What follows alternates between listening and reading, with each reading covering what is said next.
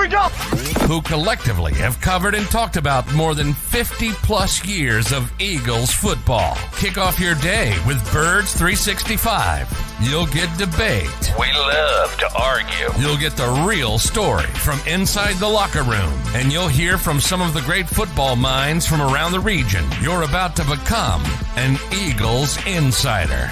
Get in the game. Join Jody Mack and Johnny Mack and join the football community that flocks to Birds 365. Birds 365 starts right now. Welcome to the NFL. Let's go. Let's go. Go.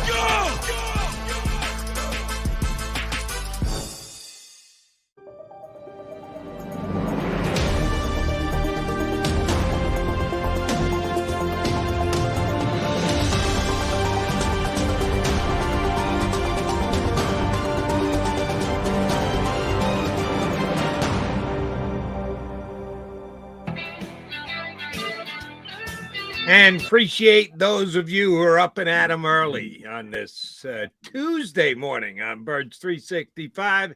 You got your Mac guys, John McMullen and Jody McDonald, to our buddy MNO Bogosian, who's getting on our case before the show even starts. Birds 365 needs to take their name more literally. I've been waiting 3 days since the L. Well, number one, no, we didn't schedule the game on Saturday. The NFL did, so don't blame us for that. And yes, as a group, as a company, as a gathering, we took a holiday yesterday.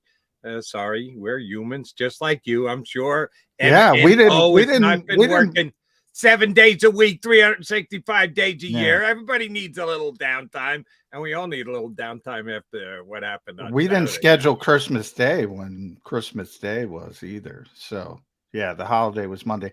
By the way, Birds 365 refers to the YouTube channel. All the interviews are clipped, so you can watch Eagles stuff 24/7, 365. So, Right. Yeah, but occasionally, obviously, we don't work on weekends, and every once in a while, we get a holiday like everybody else. We're not live 365, but we are available 365 because, as Johnny correctly points out, it's there for you anytime you want to go back and watch it. But you want new, live, updated info, and we've got that for you for the next 2 hours here on Birds 365. Updated info, now the pain is sunk in. It started to subside. The Eagles came up short against the Cowboys down in Dallas. Johnny and I are going to break it down for you the next couple hours. But if you're looking for surprise out of either one of us, you're not going to get it because both John and I picked the Cowboys to win this game. It's not the end of the world. No, I don't even care about the game now that Lane Johnson and Avonte Maddox are hurt. That's the bigger concern for me. The game is like, all right. You know, we go back to the schedule, Jody. Remember when the schedule was released, we talked about this spot. I thought it was going to be difficult from day one. I look at it, if you want to play glass is half full, a lot of people say, depending on who you like, who you dislike, I'm either negative or optimistic. In this case, I'm going to be optimistic because what I saw as a backup quarterback who hasn't played in a year throw for 355 yards. There was some rust, no question about it, but they turned it over 4 times. This team is 13-0, Jody, when they don't turn it over 4 times. I mean, there's a solid correlation there.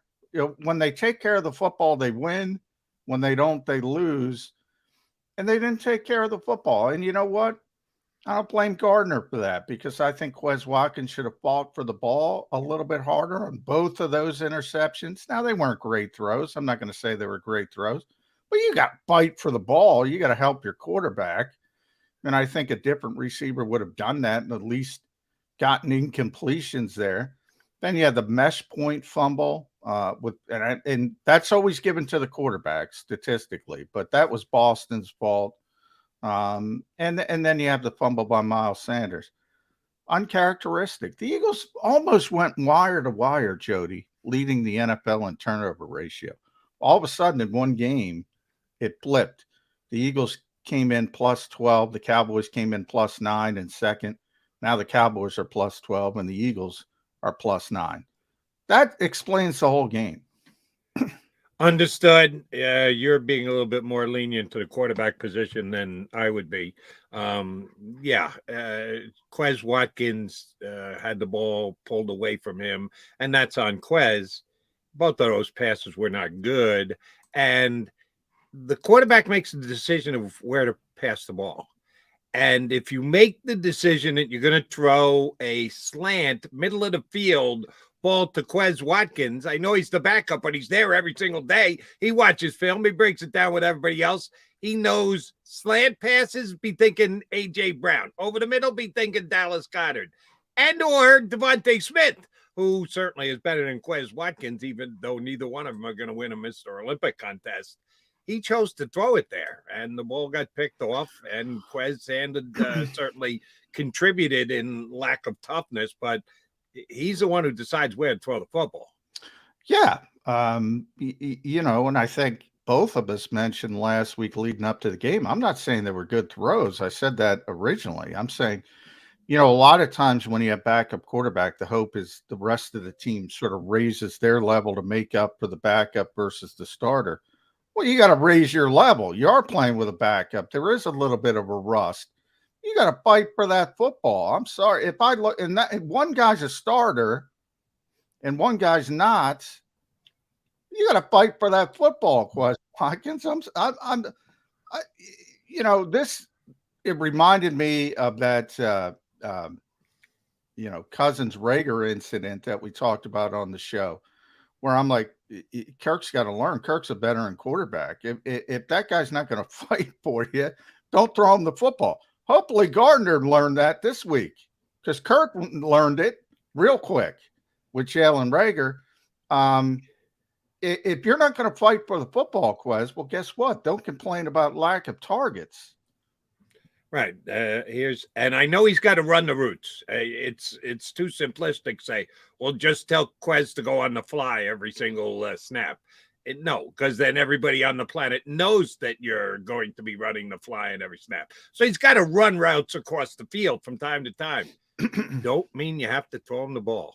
You put it in there to keep the defense honest. When you chose to throw it to him twice over the middle, you're taking a risk, and they pay the price. Hopefully he learns from it. If he has to continue playing, which is going to be an interesting discussion this week for a number of reasons. It will be the number one discussion this week because, Eagles lost. They didn't clinch the NFCs. They didn't clinch the number one record. They still only have to win one of two games. Their margin of error was this wide. Now it's down to about this. The number one conversation will be Jalen Hurts and his health. And I was on WIP last night, and I'm heard, is he going to play? Shouldn't play him. They should play him. Jalen Hurts has to be back. They should still keep him in bubble wrap. Everybody's got an opinion. Everybody knows exactly what the Eagles should do, who should be the Eagles starting quarterback come Sunday against the Saints. What's going to determine that, John? The doctors, Twitter doctors, go, who you should play. You should play. I don't have the information on, I did a lot of research on SC joint issues, which are a little bit more complicated than a sprained shoulder in the AC joint, which is the more common one. And then there's grade 1, grade 2, grade 3. From the way the Eagles have talked, it sounds to me like a grade 2, so right in the middle. Grade 1 would probably be a little bit easier to project him back on the field. But the biggest concern to me, and I went to the Stedman Clinic, which is pretty famous. People probably remember it. A number of high-profile surgeries in Denver over the years. You are susceptible for further injury, grade 2 or above. So I think that kind of determines the fate. If he's susceptible to further injury, well, you can't play him until you get that rest and rehab. And that would be probably January 21st or January 22nd, the first playoff game, if the Eagles don't implode. But you know what complicates things? If there's even a little bit of gray area, no Lane Johnson. All of a sudden, are you going to put a 50-50 quarterback? The offensive line's still great. Jack Driscoll's a great backup. Who knows? They might move Jordan Mailata over, put Andre Dillard in, blah, blah, blah. Good backup. Ain't Lane Johnson, who hasn't given up a sack in 960 snaps, whatever he's up to. It ain't Lane Johnson. And you're going to put that danger added to the mix. That's why I think it's even more interesting than originally was going to be. Now that Lane's not going to be there. Right. Then you just called Jack Driscoll a great backup. And people were calling Gardner Minshew a great backup last week. Guess what? There was a drop-off. And this week, a drop-off. Excuse me? There's a huge drop-off, but they are great backups. But they're good backups, but they're backups. They're not all pros. Yeah. That's the difference. One Lane Johnson's an all-pro. Jalen Hurts is playing like an all-pro. They have very good backups, but there's a huge drop-off from all pros to very good backups. I mean, those two things are not mutually exclusive. That reminds me of 35 years ago when a friend of mine was setting me up on a blind date and said, she's got a great personality. That's not a good sign when you hear that. And so he's a great backup. There's a reason that they're backups, because they're not good enough to start, plain and simple. And yeah, you're putting Jalen Hurts at that much more risk if Jack Driscoll's going to be out there. Do you believe it will be Jack Driscoll, or do you think the Eagles will go the flip-flop route to replace Lane Johnson for a minimum the next 2 weeks?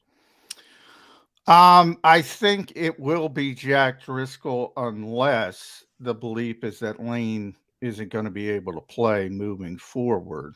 And, right off the bat, and I will tell you, just yelling at Twitter doctors, this is pure speculation. So I don't want anybody to take the baton here. But if you remember, Lane had an abdominal issue during the Giants game, I believe it was. And then everything runs together. But I'm pretty sure it was the Giants game because I remember talking to him in the locker room. He had to leave that game. And they said, yeah, well, he's day-to-day. He's not that serious. And then all of a sudden, a couple weeks later, he hurts the abdomen again. Tear. It was described as a torn tendon, which is kind of weird, kind of a weird description. So I don't know what's going on, but I'm fearful of the dreaded sports hernia, which is, that's a kind of injury that certain guys have tried to fight through. And my belief is Lane's one of the toughest guys on this team. He'll try to fight through it. He'll try to show up for the playoffs. But those guys are not the same. That's my fear. But I think he's going to try to play. I think they would only consider moving Jordan if they didn't think Lane was going to come back. In other words, if they assess that he's done for the year, I think that's on the table. If it's only going to be the final 2 games, I think it's Jack Driscoll, right tackle. So it's kind of, weighing where they are. And I asked Nick Sirianni about moving parts because coaches tend to hate moving parts yesterday. And I got the dreaded good question, which means he's trying to think of an answer without giving something away. And he went down, a circuitous route, shall we say. Depends on the player position, blah, blah, blah. So my short answer would be, if he's done for the season, I think they would consider moving parts. They think he's coming back, and I think he's coming back. I don't know how effective he's going to be. Then I think they just go with Jack. My short answer is I'm in agreement with you for 1 game. I think that Jack Driscoll is your starting right tackle this week. See how it goes. If you win, then, of course, you got the luxury of doing whatever the hell you want for the last regular season game.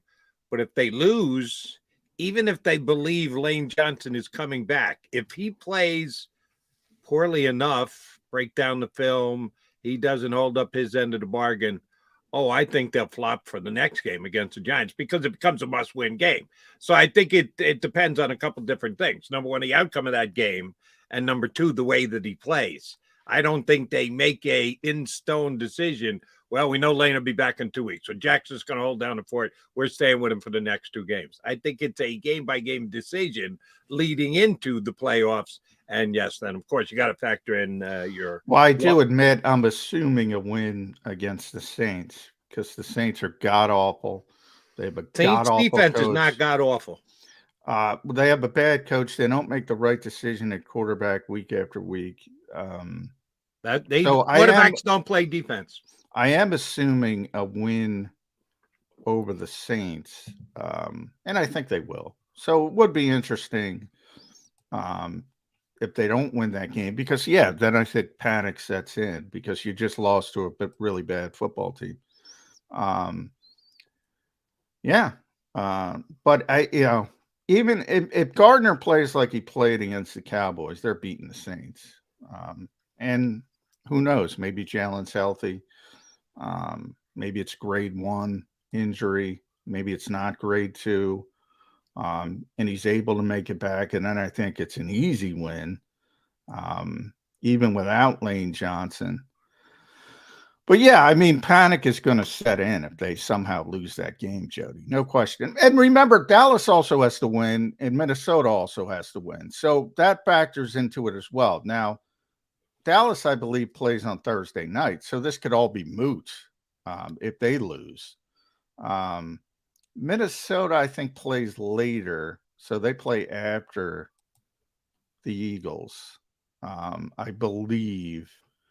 But they play in Green Bay, and Green Bay's playing well, and, dome team. I don't know what the weather's going to be, but I think Green Bay's going to make it their annual miracle run to the play. Not annual, but every once in a while they have a bad year and win 5 or 6 in a row to make the playoffs. I think that's going to happen. So ultimately, I think none of this is going to matter. But there's certainly going to be, if the Cowboys win and the Eagles lose, there's going to be some panic setting in, shall we say. And I would not say that panic was unjustified if you drop back-to-back games. They're better than the Saints. They're already a 6-point favorite over the Saints, even with Jalen Hurts. Last week, we know the line moved unbelievably when words started to emanate out, not to media outlets, to gambling outlets, and the point spread jumped by 5 points. This one is already established. Howie's probably checking phones at the Novicar complex. Yeah. Don't know who he's checking with, but they've already established the fact that with Gardner Minshew, the Eagles are a 6-point favorite. So they're supposed to win the game. If they don't, then yes, I think there is reason for people to start to get nervous here in Philadelphia. All right, Johnny Mac with Johnny Mac, the Mac guys here on Birds 365.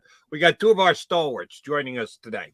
Coming up within the next couple of minutes, longtime Eagle beat writer Les Bowen is going to jump in and give us his thoughts on where the Birds are at after the loss against the Cowboys. And then in hour number 2, Chris Franklin jumps in, usually first show after an Eagle loss. I know.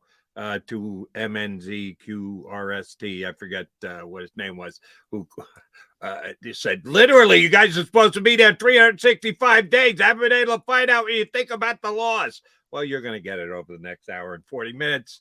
He is John McMullen. I'm Jody McDonald. Hopefully Les Bowen when we return here on Birds 365.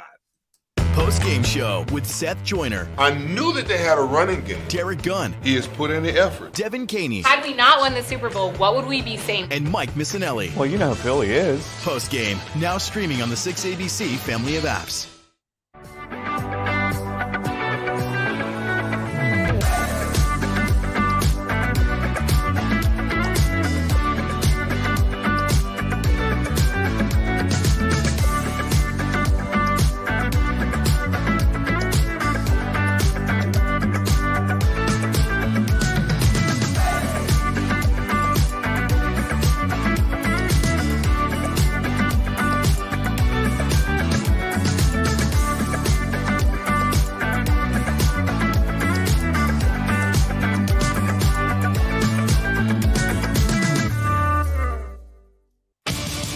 the greatest fans on earth. It's a bold statement, but would you expect anything less from Philadelphia?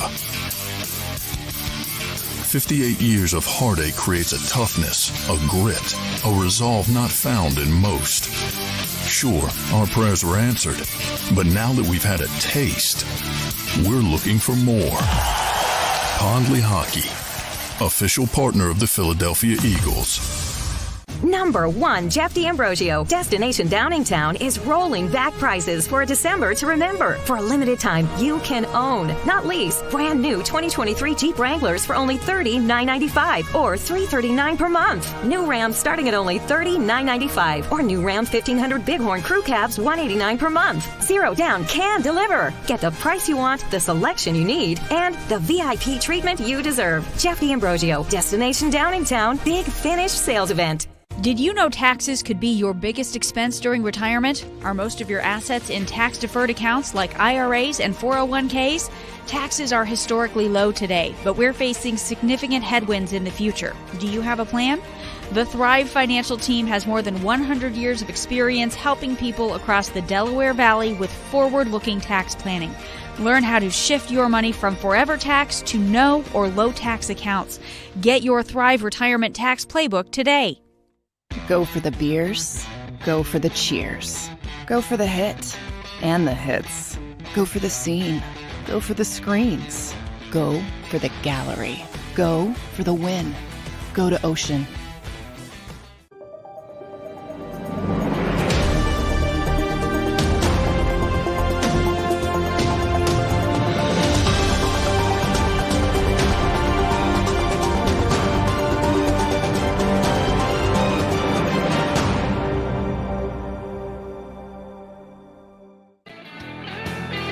Got your Mac guys here on Birds 365. We are joined by our good buddy Les Bowen, who's got his camera all set and ready to hang with us. Les, how were your holidays? Wonderful. How about you guys? Very good. Thank you for asking. Spectacular. Thanks for asking, Les. And, well, I guess we'll start with the obvious. Your thoughts on the Dallas game and how it unfolded. And, you know, from my perspective, I'm more concerned about the injuries than the actual loss. But I want to get your viewpoint on it. Well, that's exactly how I feel. Not shocked that they lost, irritated and surprised a little bit by the way they lost. I kind of thought if they lost, it would be because Gardner Minshew, you know, hadn't really played all year in meaningful situations and, you know, might not be up to the task of doing this in Dallas. He was fine. He played well enough to win. But the 4 turnovers, and 2 of them were interceptions, but I don't blame him for either one. I blame Quez Watkins. Same here. Oof, got to fight for that football, Les. Yeah, the 4 turnovers, the ridiculous 3rd down conversions and 4th down, the 4th and 8, the 3rd and 30. This is something that we've seen before, and it had kind of been vanquished, I thought. Jonathan Gannon's defense ranks so high in all these categories, but if you can't stop a good team, you know, when it matters, it doesn't really, you know, you're not going to get to play against some of these teams that you've dominated in the playoffs. You're going to have to play good teams, and I was very unimpressed with the way the defense handled that, the zone defense thing. I was also, I don't want to go off on too much of a tangent here, but Nick Sirianni's press conference yesterday, he was asked about these things, Quez Watkins and the zone defense deal where, you know, Dak Prescott was 24 for 24 against the zone, 3 for 11 against man. And Nick is a great guy, nicest man in the world, good coach. But they've gotten him to the point now, and I think this is from Howie Roseman and from the Eagles media relations staff. They got him to the point where he just won't answer anything. I know. He goes on these filibusters. You know, if you ask him about the zone defense, he starts listing types of zone defenses. That's like Chip Kelly or something. You know, that's just useless. We don't we need did get that. a lot of cover 2, cover 4, cover 6. Yeah, and then you have cover 5, and then of course there's cover 3. You know, just tell us, did you play too much zone? You know, that's what we're asking here. Quez Watkins, you know, does he need to be stronger on the ball? You know, we don't want, you know, the questioner meant well, but it was, you know, there have been a certain number of interceptions involving Quez Watkins. And so Nick starts debating, let's see, the one in the Chicago game, I don't really remember, blah, blah, blah, blah, blah, blah, blah, blah, blah. No. The question is, does Quez Watkins need to be stronger on the ball? Why isn't he stronger on the ball? You know, and you can't get a straight answer anymore out of the guy. And it's kind of, that's irritating to me as well. All right, so Nick wouldn't admit it at yesterday's press conference. He can be a spin meister when he needs to. I'll ask you what I asked John in the first segment of the show. Gardner Minshew chose to throw the ball in the middle of the field to Quez Watkins. Yeah. Isn't that on the quarterback as much as it on the receiver who doesn't come away with a 50-50 ball? If you know you're throwing it to the guy and this wasn't some kind of revelation, oh, my God, Quez Watkins is going to lose a 50-50 ball. No, we all knew that ahead of time, and he did it twice in the game on Saturday. Don't you look at the quarterback and or the play design to go, well, why are you even sending Quez into the middle of the field on a key play? I would go along with the second part of that, Jody, the play design. With Gardner Minshew, I mean, he's going to do what they tell him to do. This is his first start of the year. I don't think he really has a real. But hold on those plays. Do you really believe that Quez is the first option? Quez on a slant is the first option on a play. I'm doubting that highly. I'm doubting that was Gardner. I think we got frozen. Yeah, there we go. Now I'm back, right? Yeah. We got you, Les. I don't think Gardner Minshew really knows these guys that intricately. I think they tell him, you know, you throw to this receiver on this play. Hold on. He's the backup quarterback of the Eagles. Why wouldn't he know him intimately? He's been there every single day this year, right? Well, I don't think he really gets a lot of reps. The backup doesn't get reps with the starters, Jody. He runs the scout I just think, team. you know, I think he's in a position where they tell him to throw the ball to this guy, he throws the ball to this guy. He's not going to take command of this and say, no, I'm going to throw it to somebody else. You know, I think it's more on the coaches that they, and frankly, I didn't know going to this game that Quez Watkins was going to get out muscled for those two balls. I know, you know, his forte is the long ball down the field, but other than that one interception against Chicago, I'm not sure I really knew that he couldn't, you know, stand up for himself on a ball over the middle. That is something they really need to address with Aaron Moorhead, the receivers coach, and you know, Shane Steichen, the offensive coordinator. You know, why is this happening? Why can't this guy do this? It's not like he's 5'2" and 150 pounds or something. You know, what's the deal on this? But yeah, that was really irritating. It was they lost for reasons that were within their control, I think, was the thing that probably bothered most people. It wasn't because Jalen Hurts was injured. It might have been a little bit because Avonte Maddox was injured on the zone defense thing. But they lost a game they could have won. And if they had won it, things would look a lot simpler right now in terms of what they do going forward with all these injuries. Yeah.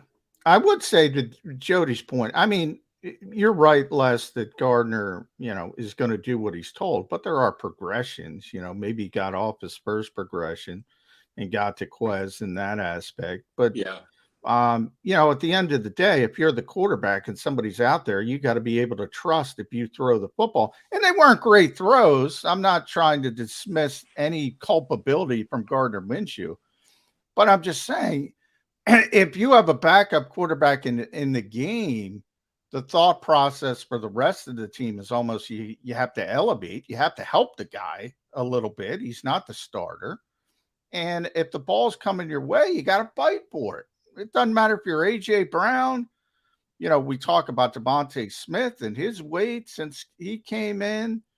And I don't know if we have frozen less or I think less. I'm back now. There we we are. said it. Yeah, I don't know what's going on with this, but so I don't I'm know if sorry. you heard that, Les, but if a guy's on the field and Nick Sirianni's jumping on the sword to protect him, oh no, Quez doesn't have an issue. He's got to fight for the football. That's part of the gig, in my estimation, Jody. I think we lost Les again. Yeah, he's freezing up on us again. And yeah, I'm not looking to give Quez Watkins a free pass. Shame on him that he didn't fight more hard for the ball. I'm just saying that it was a combined effort. I think Gardner's getting more of a free pass than Quez Watkins is, and I don't agree with that. I think they both should share in the culpability of that. And those two balls certainly were ones that the Eagles could have come down with. And two balls on the ground, Les. Two fumbles Saturday in the game that Eagle players had their hands on, and neither one came up with. Dak fumble, Linval Joseph basically had it. How he lost it, I'm not sure. The Miles Sanders fumble, Jack Driscoll had it in his hands. He just couldn't come up with it. 50-50 balls decide games. And the Eagles, through Nick Sirianni, talk all the time about, we got to win the turnover battle. We can't give up chunk plays. We'll get to the chunk plays, 3rd and 30, in just a second. But how much was it disheartening that the Eagles lost the 50-50 balls in that game to the Cowboys? Well, the whole turnover thing has really flipped in the second half of the season. I think Reuben Frank from NBC 10 and, and some other people have made a chart of that. The Eagles were leading the league in turnover margin, and they've been the worst in the league for over the last several weeks. I think it's week one through week 9. They were obviously they were first in the league coming into this week, but they were really spectacular. And then week 10 through week 16, worst, 32nd in the league. Some of that is, maybe they were a little lucky in some of those early games, and that evens out the bounces, but I did a little bit of a study of this several weeks ago. The number of turnovers you get is kind of random. It has to do with the quarterbacks you're playing, and luck. But teams' turnover margin isn't all that random. If you look at it at the end of the year and look at this year's stats, last year's stats, year before that, it tends to be some of the same teams. There are teams that take care of the ball. That part of it you do control. The part where somebody throws you an interception, maybe you don't control. But the part of it where you have the ball and that part you do control. And it's really maddening that they've suddenly got into this habit of losing the ball. And both running backs, that Boston Scott had like 3 snaps or something Saturday, and he lost the ball on them. And he's a reliable guy. It was kind of a silly loss, and it's, I'm sure from a fan's point of view, it's allowing, the Dallas fans, to crow about how they won this game, and it proves this and it proves that and it proves the other thing, and it was just, other than Dak Prescott and CeeDee Lamb, I didn't see much out of Dallas at all that I thought was that impressive. No, Dallas gave up 355 passing yards to a backup quarterback. Yes. And that was with some mistakes mixed in. And they've struggled pretty mightily since they lost their second corner, Anthony Brown. But from the Eagles, the ball security standpoint, because I've asked I've asked Nick this question. I've asked Jonathan Gannon this question from the defensive perspective. And they hate that term luck. They hate it. Yeah, we rep this, Les. We rep it. It exists, though, Yeah, oh, yeah, it exists. This proves it exists. Yeah. Week 1 through 9, you're off the charts.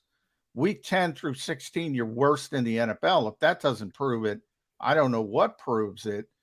Boston Scott, though, you're right. He's a reliable guy. But I've always questioned this, Les. You go all the way back to week 1 in Detroit. That first game. Boston doesn't play. All of a sudden in the fourth quarter, he's getting 3 straight carries in the biggest aspect of the game. I've never understood their usage pattern with the running backs, and it finally jumped up and bit them. Boston doesn't play, screws up the mesh point with a backup quarterback. So remember, he's typically working that play with Jalen Hurts. Right. It finally jumped up and bit him a little bit. Good point. And I noticed that earlier in the game, if you remember very early, first or second touchdown drive, they ended up with Kenny Gainwell in goal line. Yeah. I guess because it was his turn. And they were trying to run Kenny Gainwell up the middle in short yardage. And finally, Minshew had to get it himself. That wasn't a Kenny Gainwell situation. But somehow it was the rotation ended up being with him being the ball carrier. Yeah, that's a very good point. We don't know who, in the old days, Deuce Staley decided what running back was in on what down. We don't know how that is done today.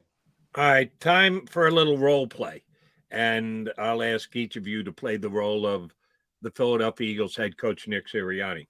One of the questions I would have liked to see him get asked was, if we can all agree and stipulate that the Eagles work less than the Eagles used to work. Most everybody in the NFL does. It's certainly collectively bargained. You can't have massive 3-hour practices and the like, but even within the limitations of the CBA, the Eagles work less than other teams. That's their MO. That's what they've decided. That's what they've done. And when they weren't dealing with injuries, we had to give them credit. Hey, maybe the Eagles know better than everybody else. So my question to Coach would be, Coach, can we now say that the work less means safer and healthier players has gone out the window because of the spate of injuries that you'd have had over the last couple of weeks? He can't give as an answer, well, there's randomness and luck to that. No, there's not. You don't acknowledge randomness and luck, Coach. You say it's all in reps. Well, you're doing less reps. Is it fair to question the Eagles doing less to protect their players isn't working because they're getting key players injured at the most important time of the year? What do you say, Coach? I hadn't really thought about that, but I don't know that there's enough evidence over the last few weeks to make the whole thing moot. They have had some injuries here over the course of the season, though. Yeah, I think we froze up. Froze All right, you step in and play the part of Jonathan of Nick Sirianni. How do you get away with answering that question without going to randomness or luck? Well, he does use luck for injuries. So he could default to that, but you can't rep injuries. You can't not rep injuries. But I would say, and I think that's where Les was going, but I'll let Les speak for himself. Over the whole season, they're still, above the mean when it comes to injuries compared to other teams. So they've had a better season than most teams, but I'll let Les jump in. Yeah, that is exactly what I was going to say. I think they still don't have as many season-ending injuries as most teams, but it is, it's a long season, and there's no philosophy that's going to inculcate you against some injuries, but the injuries are a very big concern here at this point. It's a bad time to be suffering these really kind of open-ended, we don't know where they're going kind of injuries. Well, one I want to jump specifically to is Lane Johnson for this reason. We all know. I mean, Lane's been unfortunately out enough over the years to see the difference when he's on the field and off the field. So you have that aspect of it. But here's my other concern, Les. People are saying Jalen Hurts should get back on the field. Your all-pro right tackle is now injured. And if there's any gray area with Jalen Hurts, that changes my thinking. Does it change your thinking that Lane's not out there? Well, I just think you have a 24-year-old quarterback, and that's his throwing shoulder. You're not talking about his pinky or his ankle or something like that. I think you take every precaution with Jalen Hurts' throwing shoulder. If there's any, the way it was explained to me by a doctor who has treated these injuries is, I forget which one was anterior and which one was posterior, but if you re-injure it and it gets knocked this way, it's probably okay. But if it gets knocked the other way, it can damage nerves and all kinds of stuff. You don't want to mess with that. I know this is all very important, but you don't want to mess with that. And Jalen Hurts' throwing shoulder, I'm sorry. There's nothing that's that important. But yeah, not having Lane Johnson really ups the ante on that. And even looking at it aside from Jalen Hurts' injury, not having Lane Johnson makes them a much less formidable playoff opponent if it comes to that. And we don't know, they said yesterday they were hoping to have him back for the playoffs. And I saw people on social media jumping all over that, like, oh, he'll be back for the playoffs. Oh, it'll all be fine. We have no idea. I hope that's the case. You know what I fear less? The dreaded sports hernia. Yeah. That's and Lane is topping up, and I told Jody, Lane is topping up that he's going to try to play. Right. But we've seen guys try to play through that injury. Will he be effective? Yeah. That's the thing. You have to have your core. If you have a back or a groin or core injury, power, explosiveness, things like that go out the window. And that's what makes him a good player. It's not because he's, 360 like Jordan Mailata, because he isn't. It's his athleticism. And if he can't have that, then they're in a little bit of trouble. Here's where the rubber hits the road, so to speak. If they lose this week to the Saints, which neither John or I think it's going to happen, but you can't just write it in ink just yet that it's a W. But if you lose, then you really need to win that last game of the season. They've already made the playoffs. They're in the playoffs. If you just say, hey, you got to get in the playoffs. Well, they've already accomplished that. But there is a huge difference between being the number 1 seed and the number 5 seed. Maybe the Cowboys do a solid to them and lose earlier, and they don't have to sweat it then. And that gives you another week of rest for Lane Johnson. Does the difference between playing week 1 in the playoffs and not playing in week 1 in the playoffs play into the decision they make whether Jalen Hurts goes or not? If he's that 90% guy, and not 100, not 75, he's in that middle ground, do you allow for some wiggle room there with the difference between winning the division and not? To me, only if it's clear that he's so well healed that he can't worsen this injury, and really mess himself up. You're not factoring any risk in for the importance, the magnitude of that game to beat the Giants if they lose to the Saints. Not risk in terms of, disaster. No. I mean, if he's not here for the playoffs, I don't think 2017 is happening again. I don't think they're going to win the Super Bowl with Gardner Minshew. If there's a danger of his right shoulder, getting worse, and maybe there isn't, I don't know. I have no idea. But if there's a danger that he can really mess up his right shoulder, no, you don't play him.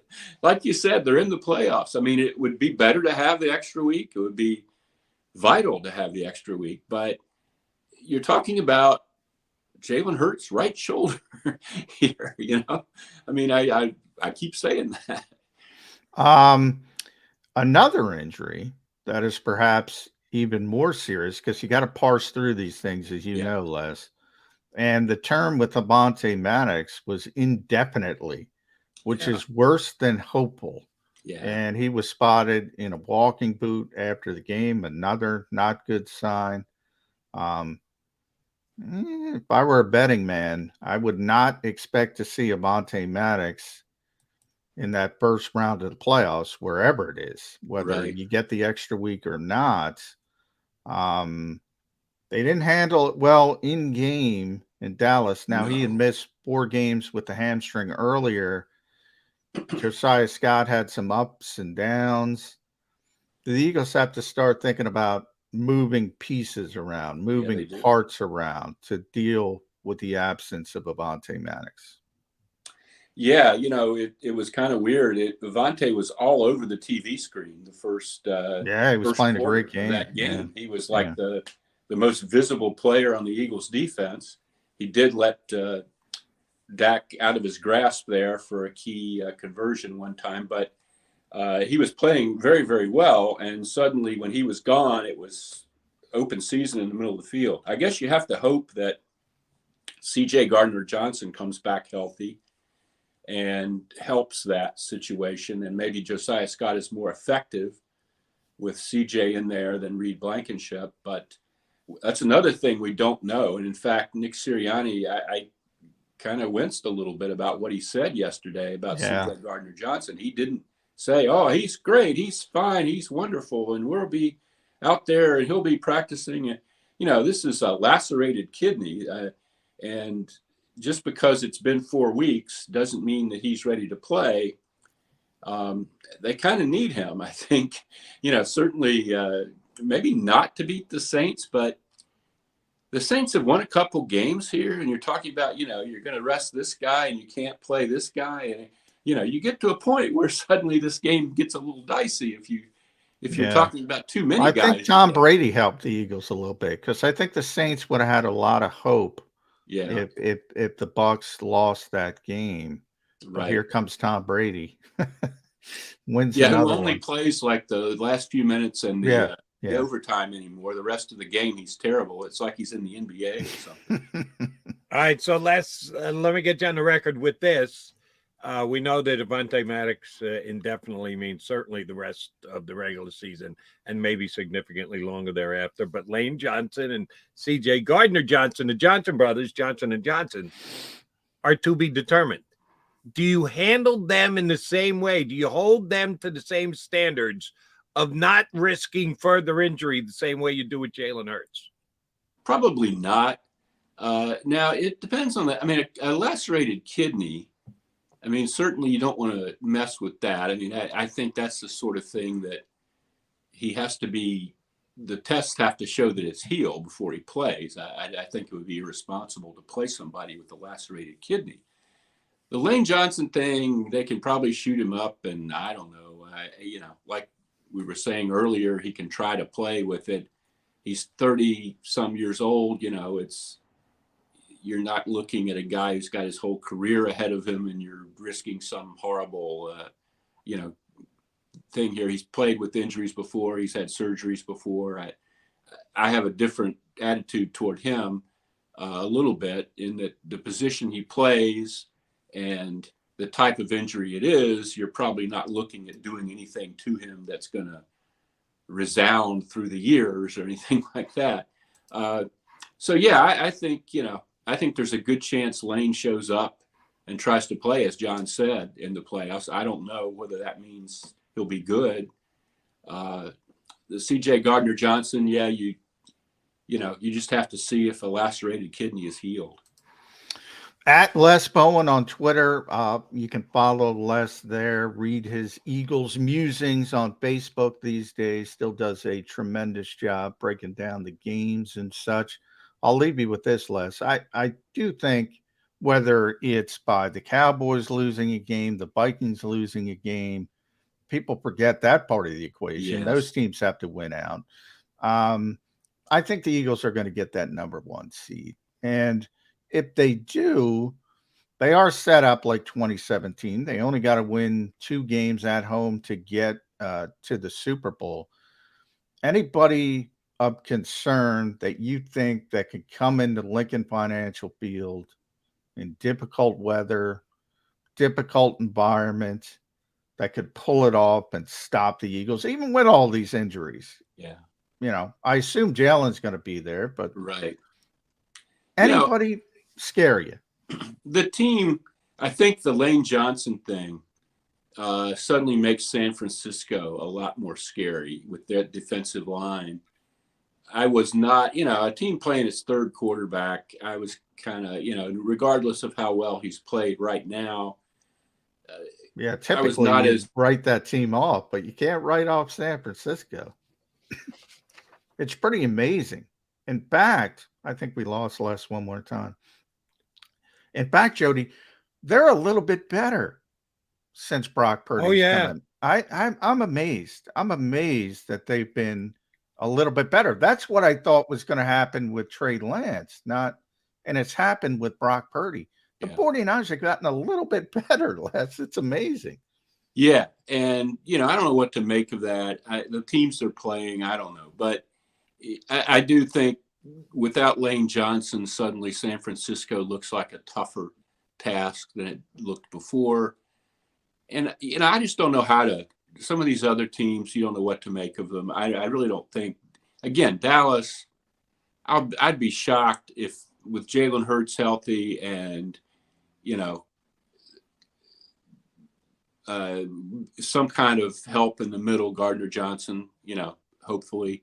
I'd be shocked if the Eagles couldn't handle Dallas here in a playoff game. But San Francisco, I worry about. Yeah. And Brock Purdy's 3 games as a starter for the 49ers, quarterback ratings, passer ratings, 134, 117, 114. Mm-hmm. The Eagles' backup quarterback coming off the bench put up an 84 the other day. So, sometimes guys can come off the bench despite the fact that he's not getting any reps out there in San Francisco. He was capable of stepping in and performing to a higher level than Gardner Minshew did. So there is absolutely reason to give respect, if not fear, to the San Francisco 49ers. Lots of good stuff. Appreciate you coming on board. Always a pleasure, buddy. We will certainly be getting you back on come playoff time. Thanks for jumping in with us today. Good to talk to you. Take care, guys. Happy New Year. Thank you, Les. Our pleasure. Happy New Year. Another guy I'm jealous of because he gets to wear a green shirt because he's not in front of a green screen. So he gets to wear. And Dama wears green. And all our guests wear green. And McMullen and I go to the dark T-shirt basically on a day in. Johnny Cash, baby. Johnny Cash. Yeah, got to go with the Johnny Cash wardrobe. Johnny Cash working. All right. McMullen and McDonald, your Mac and Mac guys. Coming back, more to break down from the Eagles and the Cowboys and the overall NFC. Coming up in less than 25 minutes, we will talk to Chris Franklin from NJ.com, who jumps on with us usually day after an Eagle game. It's a couple days after. Yeah. For those of you complaining about us not being 365 on the stream, we took a couple days off. Did you really want us to come on here and point out where the Eagles came up short against the Cowboys?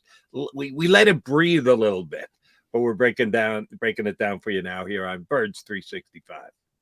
Post-game show with Seth Joyner. I knew that they had a running game. Derek Gunn. He has put in the effort. Devin Caney. Had we not won the Super Bowl, what would we be saying? And Mike Missinelli. Well, you know who Philly is. Post-game, now streaming on the 6ABC family of apps.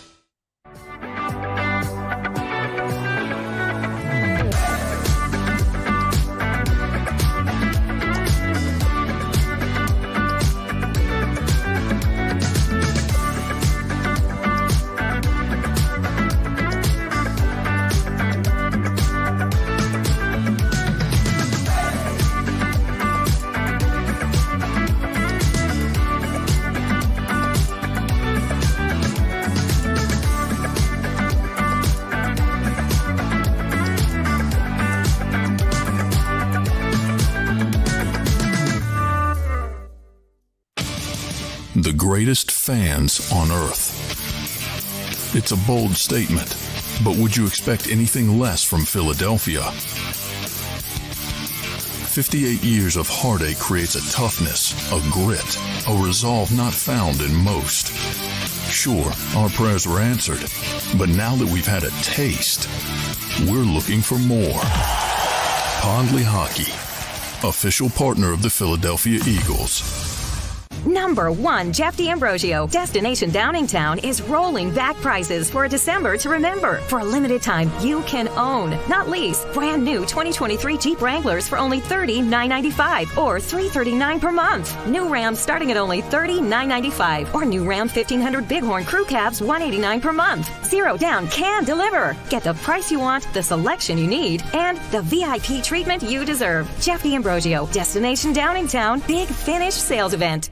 Did you know taxes could be your biggest expense during retirement? Are most of your assets in tax-deferred accounts like IRAs and 401ks? Taxes are historically low today, but we're facing significant headwinds in the future. Do you have a plan? The Thrive Financial team has more than 100 years of experience helping people across the Delaware Valley with forward-looking tax planning. Learn how to shift your money from forever tax to no or low tax accounts. Get your Thrive Retirement Tax Playbook today. Go for the beers, go for the cheers, go for the hit and the hits, go for the scene, go for the screens, go for the gallery, go for the win, go to Ocean.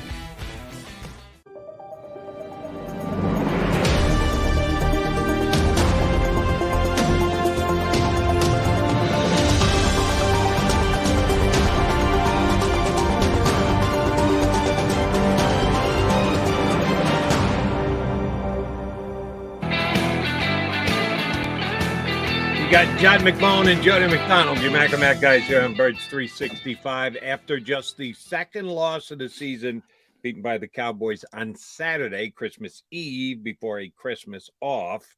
And we were off yesterday. Glad to be back with you here on Birds 365. And yeah, if you guys are not happy with the fact that I pointed out that the backup quarterback for the San Francisco 49ers, hold on, let me correct myself. The third string quarterback for the San Francisco 49ers is well outplaying the backup quarterback of the Philadelphia Eagles. Here, let me make you feel better, Eagle fans. Here's a backup quarterback that Gardner Minshew is much better than. How about that St. Nick Falls last night? Oof. Oof. Oof. Oof. Not good for the Super Bowl Almost hero like, of 2000. Now, I will say, look, Brock's playing great. There's surprising to me, And but by the way, the last week and a half at least, without Deebo Samuel, he's down one of his biggest weapons. Samuel got hurt 2 weeks ago, and he's still putting up those unbelievable numbers. Yeah, and you know me, I'm a big Kyle Shanahan fan, so it's nice to have him scheming it up. But Shane and Nick are pretty good as well here. I would still say Kyle's the best. But, he didn't do that with Jimmy Garoppolo or Trey Lance in the little time that he played. So you got to give Brock Purdy a lot of credit. The only thing I'll say about passer rating, and I've said this before, the whole thing, I don't like it for this reason. Completely skewed by interceptions. So if you have interceptions, you have a bad passer rating. Now, a lot of times, and we have debated, we can debate, whose fault, who's got more culpability. They both have some culpability, but who's more, who's less. The point is it skews the whole formula. So, there are times where it's not a quarterback's fault completely. I mean, obvious that it's not the quarterback's fault, but he's the one who pays when it comes to statistics and passer rating, which is why I'm not a big fan of that particular statistic, because interceptions skew it way too much. And, by the way, the other end of the spectrum, if you don't throw a lot of interceptions, sometimes, not in the case of Jalen Hurts this year, not in the case of Aaron Rodgers over pretty much the majority of his career, but sometimes with other quarterbacks, it means you're not taking chances. You're not throwing the football down the field. You're not pressing the defense. So I wouldn't just point to that number and say, boom. I think Gardner Minshew, my overriding point, has nothing to do with Brock Purdy. Gardner Minshew played well for a backup quarterback and proved again that he's one of the best 32 quarterbacks in the world. Yeah, we'll disagree on that. Quarterback rating, other than, I agree with you, it is an imperfect science, imperfect way to rate quarterbacks. Which stat would you use? Well, there's ESPN's is better. You trust anything ESPN puts out analytically? Well, I assume you're talking about the Football Power Index, but yeah. Yes. I mean, Tony Khan's got his company, True Media. You got Pro Football Focus. There's a bunch better. You got Football Outsiders. You got, their DBOA. You got Warren Sharp analyst, who's been a consultant to the Eagles in the past. There's a bunch better, to be honest. Yeah, it's not a good but stat. a lot of those, including Pro Football Focus and Football Outsiders, and we have guys on from both of those two outlets. Some of it's subjective. I'm talking about just a hard and cold number, not a subjective analysis. Well, I'd rather have subjective, and from football people. And again, it depends on who you trust. Like I always say with film work, who do you trust? Follow Brian Balding or whoever of the film people. When guys know what they're watching, know what they're doing, I'd rather have them than just look at a number and doesn't tell me. I'll go back to Rager again, who stops running. Well, that's not the quarterback's fault. That is flat out not the quarterback's fault, but it's on the passer rating. So there's a black and white example, as opposed to we can talk about 50-50, 80-20, 70-30, whose culpability. There's in the Minshew case, there's culpability on both sides.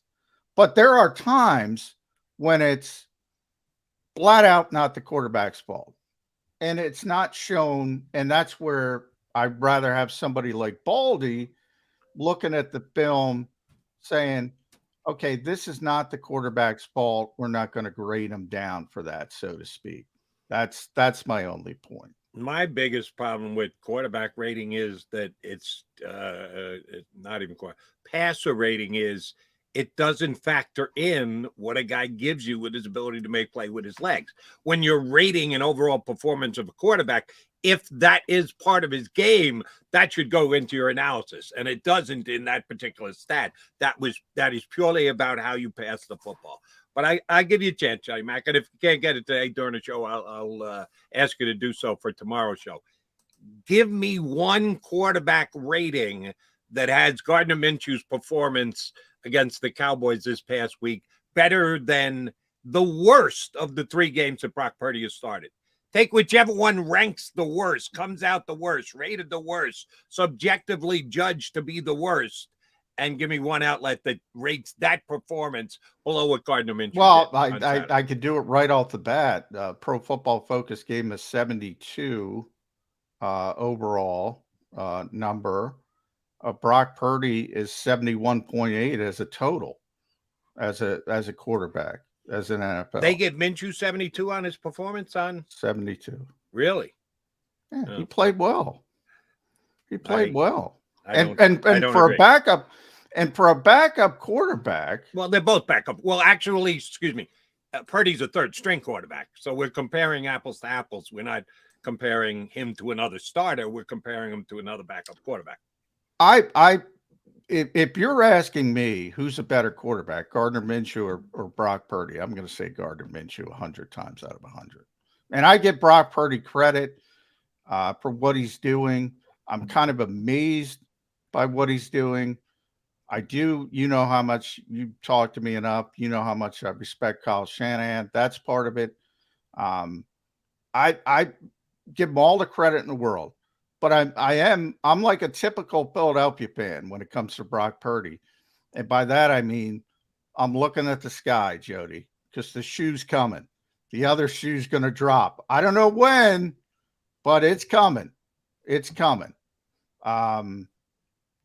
But, in the short sample size, I give him all the credit in the world. He's done a tremendous, tremendous job. I mean, that team right now, when we talk about ESPN Football Power Index, blah, blah, blah, all that nonsense, right now, the best team in professional football is the San Francisco 49ers. Right. And as per ESPN's Power Index, they're like 7th. Ridiculous. So that's why I'm putting all of ESPN's computer-generated analytics off to the side going, sorry, guys, I can't trust you. If you have San Francisco 7th, I know the top 4 are. Eagles actually moved up, believe it or not. They moved past Kansas City. They got more credit for playing. I haven't looked. Now, where are they now? I don't. They're look. third. the Cowboys are first, as they were before, and you knew they were going to be after they beat the Eagles. The Bills are second, the Eagles third, Kansas City fourth, Cincinnati's fifth. So San Francisco at the highest. You know, that reminds me, I have to see where Pro Football Focus has the Eagles now. Still number one. Still number one. San Francisco number two, Kansas City number three, Dallas all the way down at number 7. That's Pro Football Focus.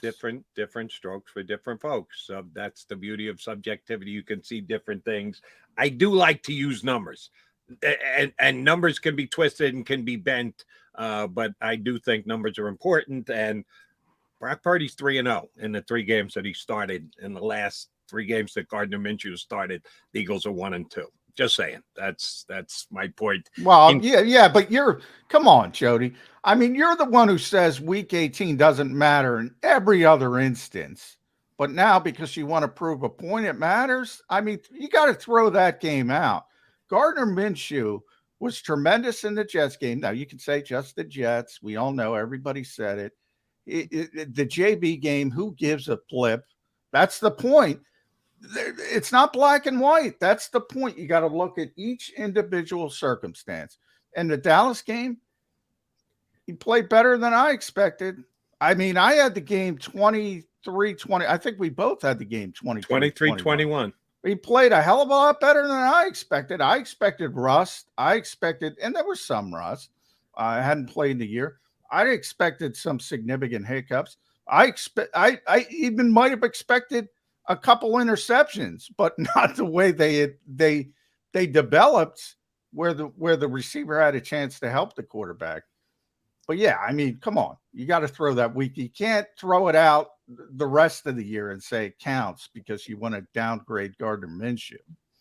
All right, and I would also throw out the Jet game, not to the same degree, because the Jets were just flat out bad defense last year. So he's 0-1. This was a big game on the road against a very good team. Dallas is very good, so it was a difficult task that he came up short on, including when they got to within the red zone on the last possession.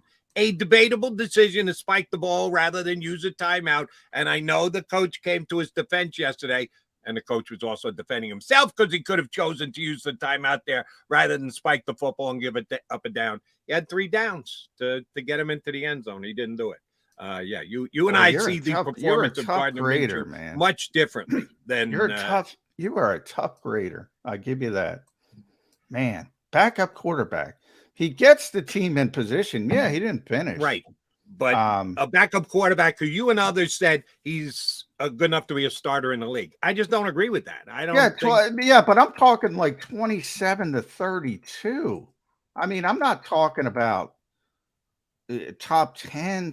I'm talking he's a low-level starting quarterback in this league by meritocracy standpoint. Now, nobody's going to want to build their team around him. They're not going to want to sell him to the fan base. All of that stuff I agree with. But yeah, just from a he's 27-32. You think there's 32 better quarterbacks in the world than Gardner Minshew? I don't see it. Yeah, I do. If we're talking 35, 27, somewhere in that 8, yeah, I do believe he's on the other side of it. And I absolutely believe, I said this to a caller the other day on WIP.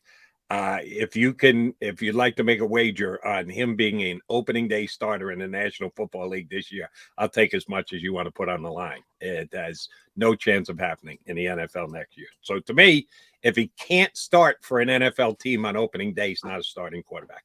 Different ways to look at it. All right, Mac guys, we will be joined by Chris Franklin. I see him ready to rock. He's going to jump aboard with us next here on Birds 365. Post-game show with Seth Joyner. I knew that they had a running game. Derek Gunn. He has put in the effort. Devin Caney. Had we not won the Super Bowl, what would we be saying? And Mike Missinelli. Well, you know who Philly is. Post-game, now streaming on the 6ABC family of apps.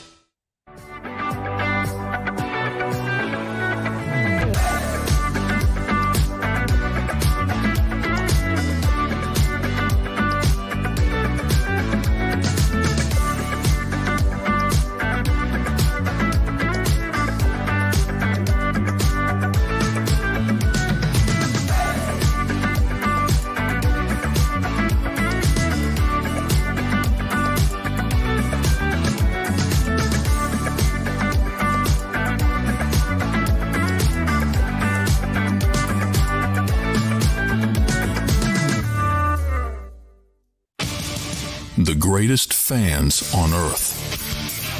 It's a bold statement, but would you expect anything less from Philadelphia? 58 years of heartache creates a toughness, a grit, a resolve not found in most. Sure, our prayers were answered, but now that we've had a taste, we're looking for more. Pondley Hockey, official partner of the Philadelphia Eagles.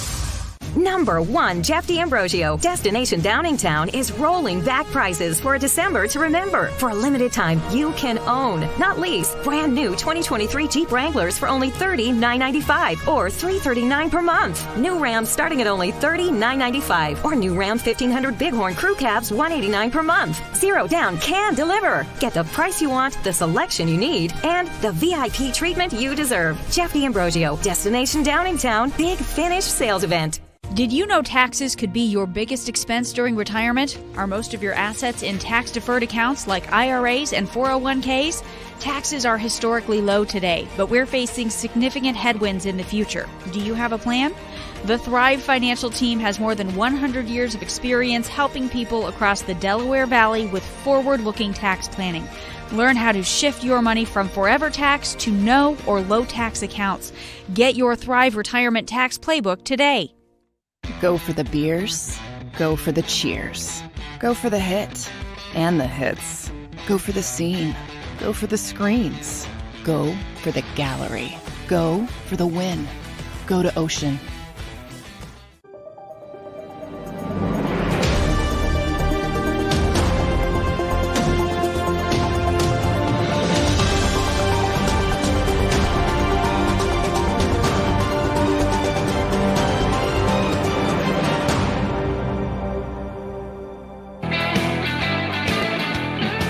You got the Mac guys, John McMullen and Jody McDonald here with you on Birds 365. We are joined by our buddy from NJ.com. Still got the Christmas tree in the background looking good. Chris Franklin here with us on Birds 365. All right, Franklin, here's where we got to start. On a scale of A+ to F, what grade do you give Gardner Minshew for his performance against the Cowboys on Saturday? I give him a solid B. I thought he stepped in, given a situation and the way that his decision making, I think he got a B. It probably would have been, I'll go B- because probably even some of their interceptions. One of them, I think he could put the ball. That first one, I thought he could put the ball in a better spot to give Watkins a chance to make the catch. But I think overall, when you look at the way he played, he played good, and I think that's the B range for him. Now, are you grading him on a backup curve or just a flat out compared to Jalen Hurts replacing the Eagles starting quarterback grade? A little bit both. I thought like when you look at the situation, like basically coming in, starting national game, 425 on the road with a pretty loud crowd, surprisingly loud crowd.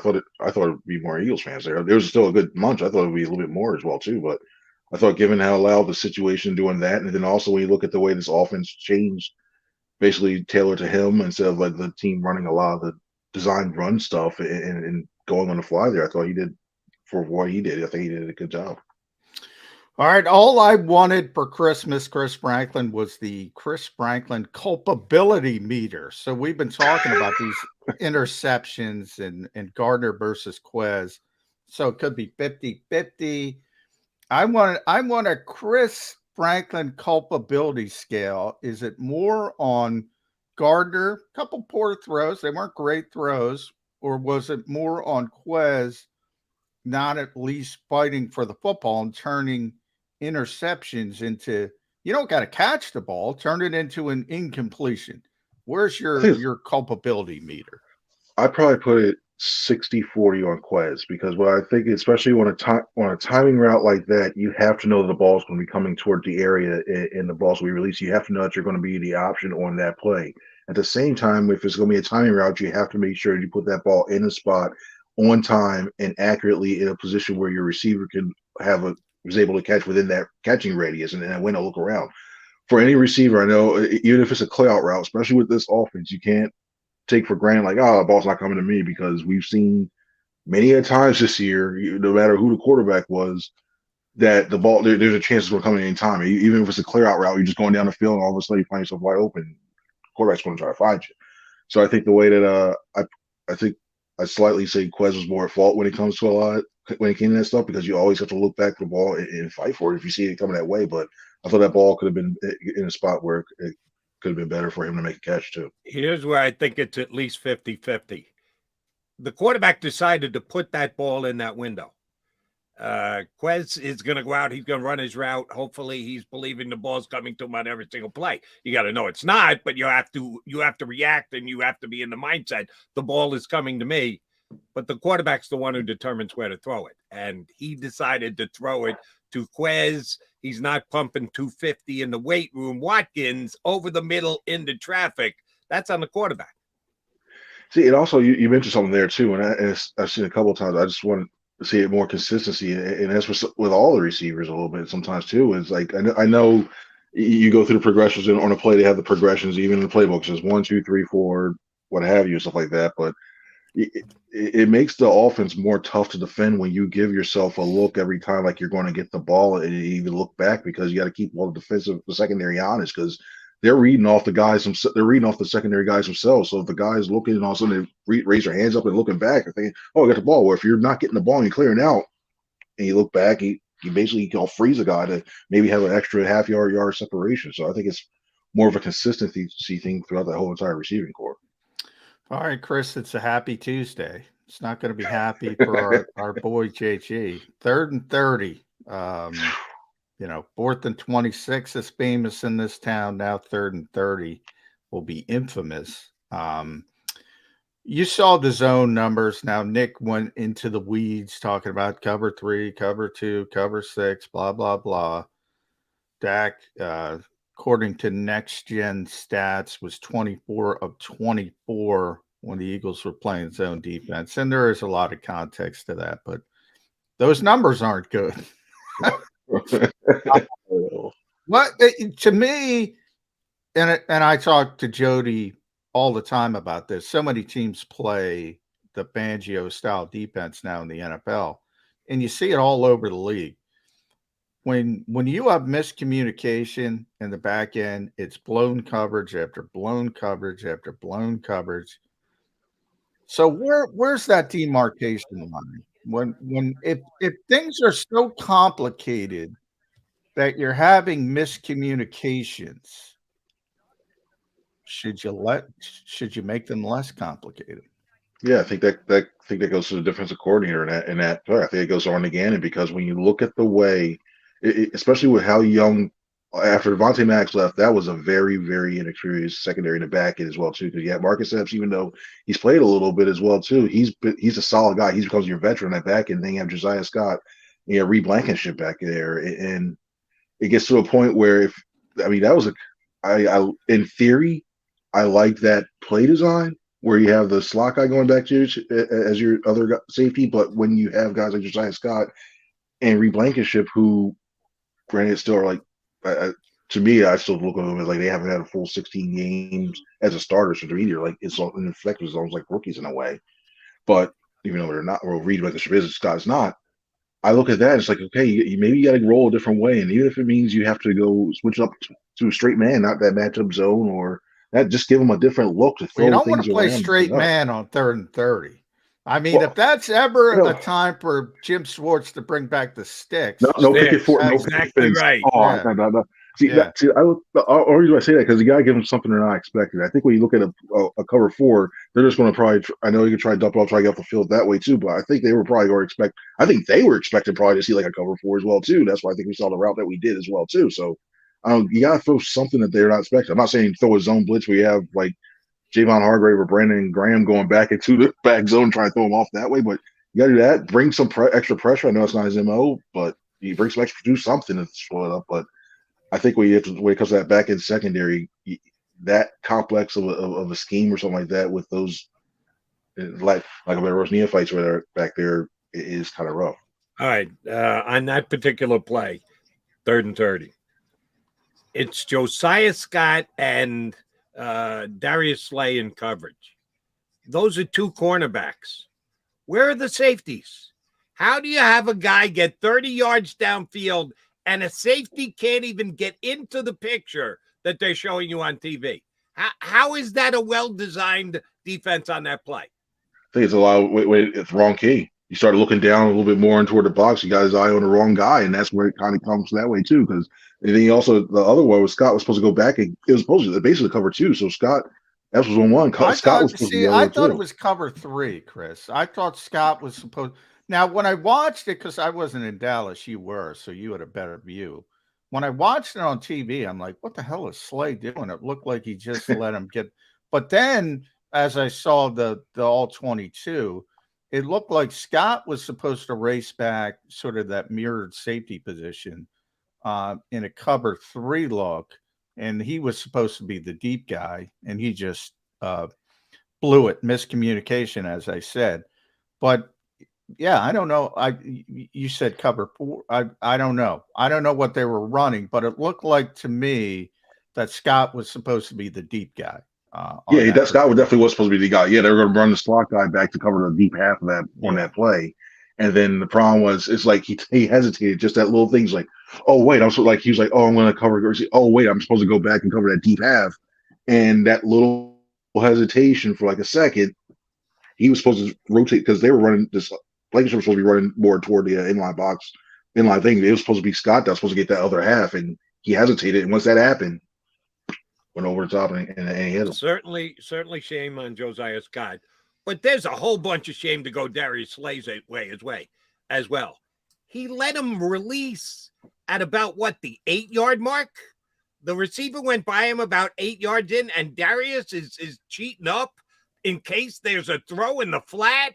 You got to carry him for more than 8 yards on 3rd and 30. There are certain plays that, the cornerback, if he's going to release him to the safety, does so at the 8-yard mark. Not on 3rd and 30, you don't. That's on big play Slay. But also, I think he's thinking that like if Scott's going back that deep and somebody's supposed to know like the assignment and go immediately back there, he should have had. That's to me, that's all squirrely with Scott when it comes to play, because he's failing that just to turn him off. That's what's so tough about this defense, especially for fans when you're watching it on television, because I got that viewpoint, which sucks, by the way. But because it looks, and so many defenses around the NFL play this style of defense, and when you see these blown coverages, everybody goes to the last guy chasing the receiver. Oh, it's his fault. And it's 9 times out of 10, it isn't his fault. Somebody else blew the coverage and he's trying to make up for it and chase the receiver down. It doesn't just happen in Philadelphia. It happens all over the NFL. The Eagles happen to be the best at it. And you see these miscommunications all the time. Drives me nuts, Chris. That's my biggest problem with this defense. To me, the matchup zone aspect of it is because you have to have everybody. I know it sounds like we're talking about John Chaney and basketball, but with this matchup zone, it's really a lot of communication. Make sure you're in that one, because it gives you a man look. It gives you a man look. And make sure it's you know what? If you want to play cover 2, go play cover 2. Make it simple, especially with younger players. And you brought up Josiah Scott, Reed Blankenship. You can't ask these guys to be Bradbury and Slay and have all this great communication and savviness. That's my biggest problem with Jonathan Gannon. The expectation that Josiah Scott and Reed Blankenship are going to communicate like Chauncey Gardner-Johnson and Avonte Maddox. And I think I think if it was more of things like he had a week to prepare for it, okay, maybe you do it. But especially when you throw him in the middle of the fire halfway through the game, because the way you start to see how they started to use Avonte Scott Maddox. Well, almost mixed them up there. Avonte Maddox, and you started seeing like when it comes to the blitzes and some of those intricate coverages and everything. Now he's got a hybrid role, so they put more on Avonte's plate, which is great when he's out there. Unfortunately, he's not been out there far too much. But boy, man, he better scale things back if these young players got to continue to play, because you're going to see all those blown coverages that happen to the rest of the NFL. You're going to start seeing them in Philadelphia, and you saw it on 3rd and 30. How can that happen? Miscommunication. Mm-hmm. All right, Chris, I've got a question for you, and John, I need you to jump in here as well. Who does Arch Denoda report to first after he examines Jalen Hurts on whatever the big decision day is? Wednesday, Thursday. John and I were actually surprised. We had Jan earlier before the decision was made that Jalen Hurts wasn't playing in the Cowboys game. We were surprised that they came out with it as early in the week as they did. We thought they'd take it all the way up till Saturday, and kind of surprised the Cowboys with who the starting quarterback's going to be. So I got no idea when they're going to make the decision on Jalen this week, since they did a 180 on its last week. Who does Arch Denoda talk to first? Howie Roseman and Nick Sirianni? I think it's a conference call, but I think if anything, I think it's going to be. I think he'll go to Howie first, if anything. I think we look at that anyway. So then make the decisions, because I think he has to. Even when it comes down to the slightest of roster management and everything else, I think he goes to Howie first, and then to Nick as well too. I would be surprised if they had a conference call about that as well too. Does Hurts' status have anything to do with the roster decision? It really doesn't. Not this week. I would think last week it would have, especially with moving Justin and everything around and elevating Book and all that other fun stuff. But I think this week it's not as much on that. And they didn't do anything last week, so I doubt they were doing anything this week. So it's really not a roster decision. So should it be Howie, or should he be communicating directly with the coach? I think it's still Howie. I mean, he's got to oversee everything else when it comes to that. I just think it's the way to do it. I really think they have just a conference call and just go, hey, this is what we have, guys. This is what's going on, and what have you. And they'll start asking there. I think that's what I personally think. Get the coach, get the general manager in the same room. Let me give my report to both of them at the same time. That's what I really think. That's what I really think happens on that, in that aspect. And then that way they start doing their discussions and go, okay, well, I found this. Okay, well, you do this, blah, blah, blah. Could Howie go in there and just going, hey, you got a heads up here? Sure, it could. But I think it's more at the same time and they find out. Maybe even a text. Who knows? I want to talk about Jalen's injury from the perspective of Lane Johnson, if that changes anything for you, Chris Franklin, because, if he's 100%, he plays, if there's some gray area, how much does not having Lane Johnson affect your decision? Because what are we at now? 900 and whatever snaps have not given up a sack. NFL record, at least since they've been charting these things. Jack Driscoll's a good backup. Jordan Mailata can play right tackle if you want to go that route. You can put Andre Dillard at left tackle, but whatever you do, it's not Lane Johnson. It's not Lane Johnson. So if there's some debate, if there's some gray area, maybe it's 70-30 Jalen Hurts playing versus not playing, do you just say, you know what, Lane's not out there, I'm not going to put my quarterback at risk? If it was somebody who didn't have as many snaps as Driscoll, then I'd probably say sit him out if Jalen was 100%. But if it was more like, say, if they move Dillard, I feel more comfortable if they kept Mailata on the backside, because I think he's doing what he's doing, and Driscoll's played right tackle enough that I think it's okay. Now, if it was something like where you had like Sewell had and Driscoll in there, and basically had only like 3/5 of your starting offensive line in there, I'm saying, all right, no, hold them out. What's one thing? I think they can still manage their own with having Driscoll playing on that right tackle side. I think I think he's a better right tackle of all three positions he's played. I think he's best as at right tackle. So I feel a little bit more comfortable with him. I'm not dropping back 40, 50 times with that, because I don't want basically you don't want to expose them to that aspect a little bit more. But I think I'm not as worried as it. I still think he could do some of those elaborate like full blocks and stunts and blocks and everything else like that with Driscoll. Was it going to be as effective as much as it was with Lane Johnson? No, because Lane Johnson is just playing out of his mind right now. I mean, you don't mention sacks. He only gave up one hit so far this year, and that was back in week 7. Like, the guy was playing out of his mind. So I think if it's Driscoll, if they do start doing mixing things up, like say, okay, Andre Dillard, I know he played well at the left tackle spot, and then they switch over Mailata to the right tackle, I'm like, I'm hesitant. But if you just plug and play Driscoll, I'm all right with it. Chris, was Dallas Goedert underused Saturday against the Cowboys? I think so. I really think so, because I think when you look at the way the Cowboys are playing, you look at the way that the chemistry that he's built over time with Gardner Minshew, apparently, even in those short amount of time, they seemed to have something that was going there in himself. I know you had stuff clicking here and there when it came to the outside of Devonta Smith and AJ Brown, But I feel like in the middle over there, you could have really started to make him think a little bit more. And you saw what happened when he targeted him. He was able to make Goddard made some really good catches. So I thought it could have been a few more targets thrown his way, and it would have been all right. But yeah, he was a little underused, I think.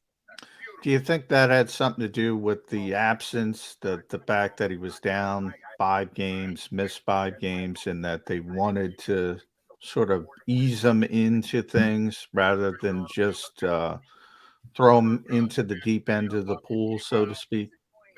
I think with a guy like Goddard, if he's 100%, especially in a game like that, you gotta throw. You can't hold him back, and they shouldn't have held him back. I think, especially when you look at the way what he brings to that offense, it adds it to a whole nother dimension in the middle of the field. So even though it may have been, if that was the case, I don't agree with it personally if that was the case, but I think he's healthy enough and he's out there in the field, you can't hold him back. You gotta let this whole offense flow as it may, especially with given that you need every weapon to help your backup quarterback as much as you could. Other than the 4 offensive linemen and Gardner Minshew, Dallas Goedert played the most snaps. So if they're bringing him along slowly, not via snap count, because he was out there for 94% of the offensive snaps.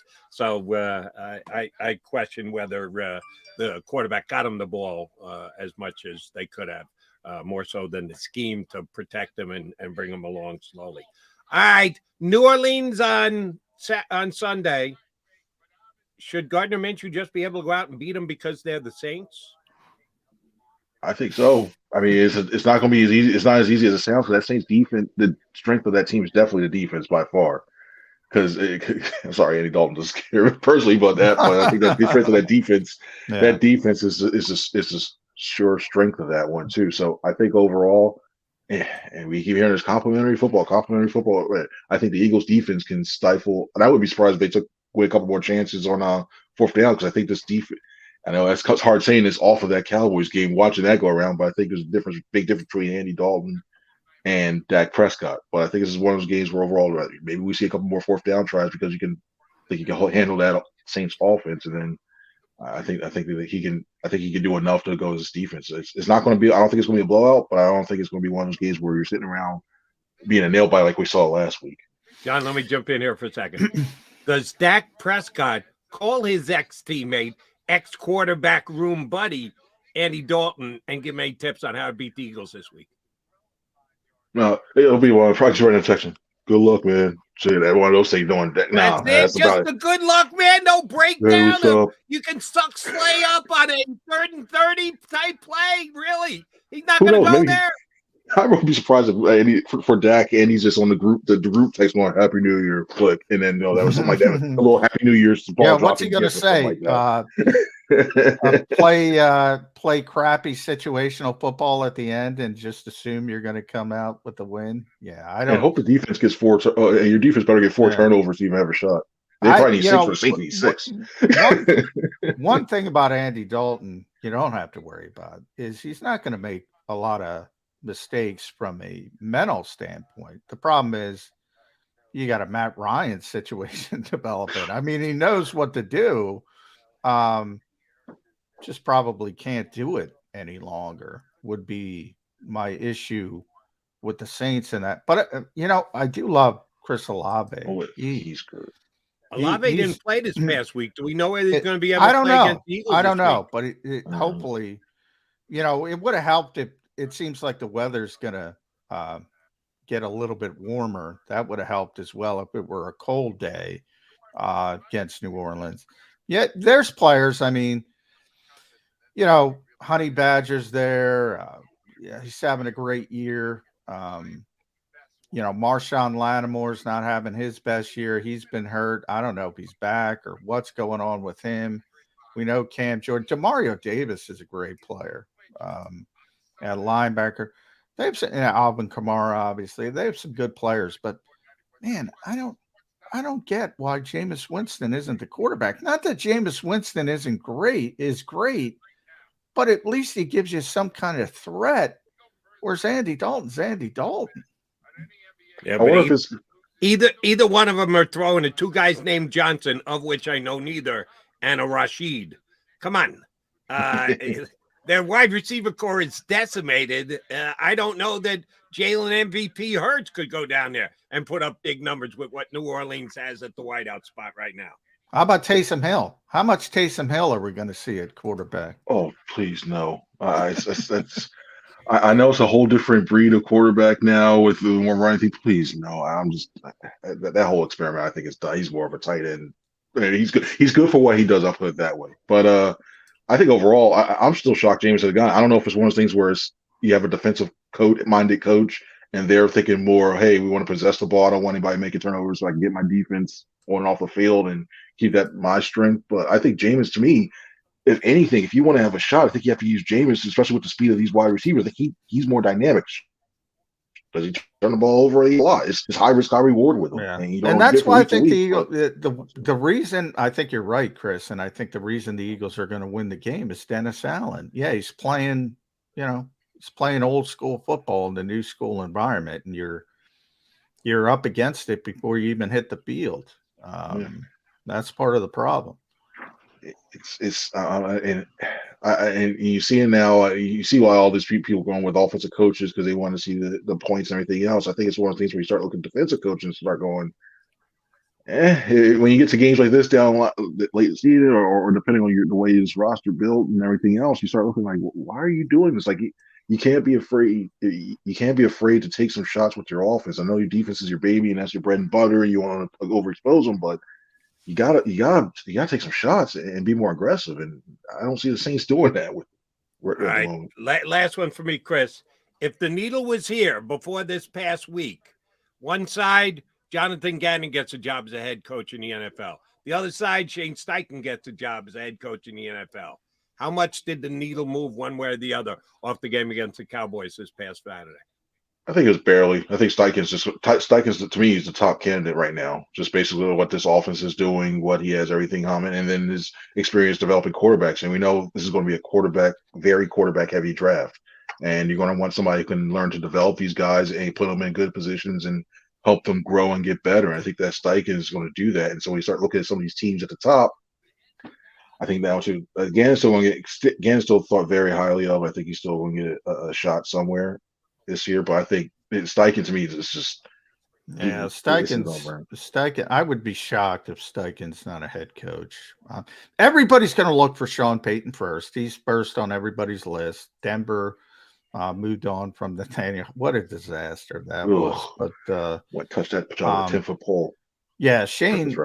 If you can't get Sean Payton, I think Shane's going to be in the mix pretty much most places.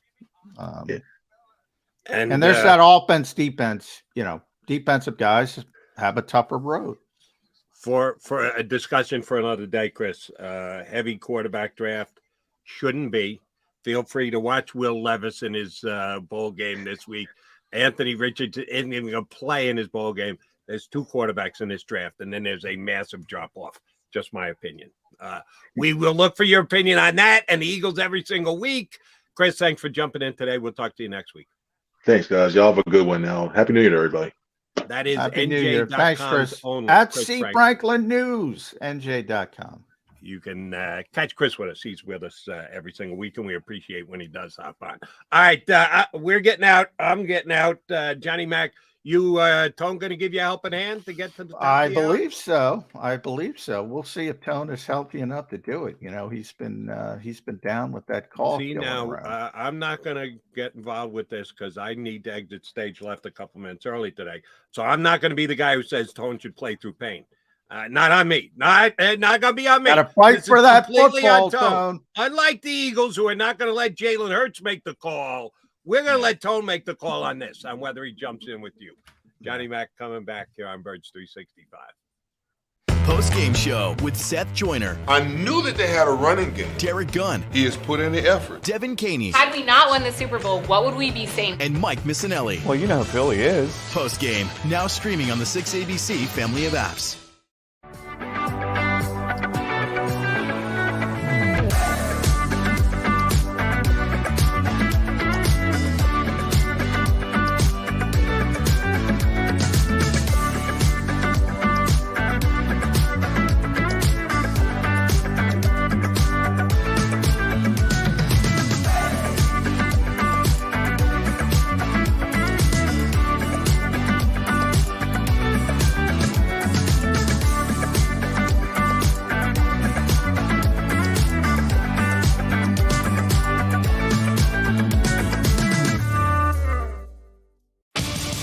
the greatest fans on earth. It's a bold statement, but would you expect anything less from Philadelphia? 58 years of heartache creates a toughness, a grit, a resolve not found in most. Sure, our prayers were answered, but now that we've had a taste, we're looking for more. Pondley Hockey, official partner of the Philadelphia Eagles. Number 1, Jeff D'Ambrosio. Destination Downingtown is rolling back prices for a December to remember. For a limited time, you can own, not lease, brand new 2023 Jeep Wranglers for only $30,995 or $339 per month. New Ram starting at only $30,995 or new Ram 1500 Bighorn Crew Cabs $189 per month. Zero down can deliver. Get the price you want, the selection you need, and the VIP treatment you deserve. Jeff D'Ambrosio, Destination Downingtown, Big Finish Sales Event. Did you know taxes could be your biggest expense during retirement? Are most of your assets in tax-deferred accounts like IRAs and 401ks? Taxes are historically low today, but we're facing significant headwinds in the future. Do you have a plan? The Thrive Financial team has more than 100 years of experience helping people across the Delaware Valley with forward-looking tax planning. Learn how to shift your money from forever tax to no or low tax accounts.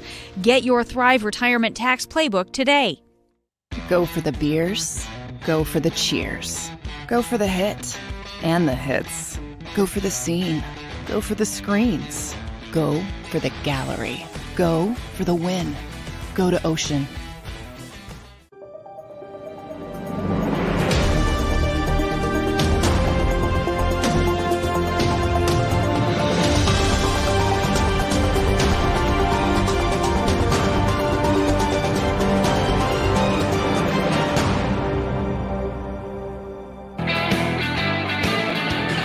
Welcome back to Birds 365 for the final 20 minutes. I'm your guy, Tone DeShields II. I'm here with the man, the myth, the legend, John McMullen. Man, great show, you guys, so far. And, John, I have a question for you. I'm not sure if you answered it already, but there's something that was on my mind that I just had to get off really quickly. Did you learn anything differently about these Philadelphia Eagles and or the Dallas Cowboys after this matchup on Christmas Eve? No, not really. I'm not even concerned about the game. Like I said at the beginning of the show, I'm more concerned about the injuries to Lane Johnson and Vontae Maddox. We got to talk about the game, obviously. And boy, Jody really doesn't like Gardner Minshew. Yeah, he was giving Gardner hell. I didn't see that. Man, I thought he played well. I don't know. He's limited, but I thought he played well, especially in the backup role. Jalen wasn't out there. We all knew he wasn't. Same as week 6 with Cowboys and Cooper Rush. Maybe in the divisional round we'll finally get the Eagles Cowboys with both of their starting quarterbacks. And I think if that's the case, here's how I look at it from an Eagles perspective. You had a chance to win the game with the backup quarterback. You turned it over 4 times. You still got well over 400 yards of offense and all those points.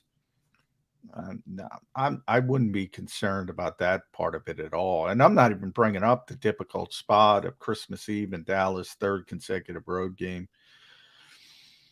No, Dallas is the one that hung on and survived. Dallas should have won that game. Now, they did win it, but they had a real difficult time getting there. Yeah, you brought up the turnovers, and 6 turnovers in the past 2 games. This Philadelphia Eagles team is starting to kind of come off the rails a little bit in terms of taking care of the football. Now, obviously, the coaching staff hates to bring up the word luck, but when you have the ball in your possession and you're the one giving it up, you have to focus on the things you can control. And Jalen Hurts is one of those guys that's always preaching. We focus on what we can control. We keep the main thing the main thing. Has securing the football not been the main thing?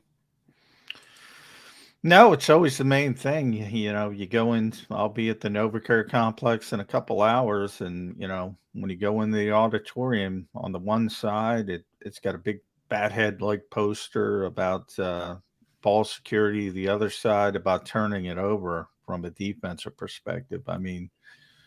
They're always focused on it. The problem is they've gotten a little bit sloppy. And, We talked about Quez Watkins. I mean, Chris said 60-40.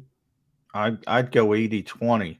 80-20 on Quez? Yeah, 80-20 on Quez.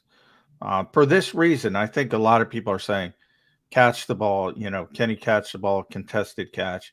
To me, at that point, it's not about a contest. It's about making it an incompletion. I don't care if it's an incompletion.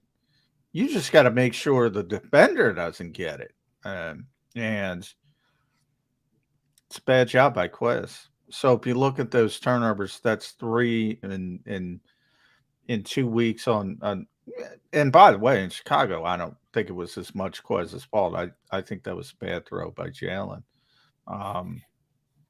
Dallas, I think it was more on Quez. And then the other ones, Boston's got, a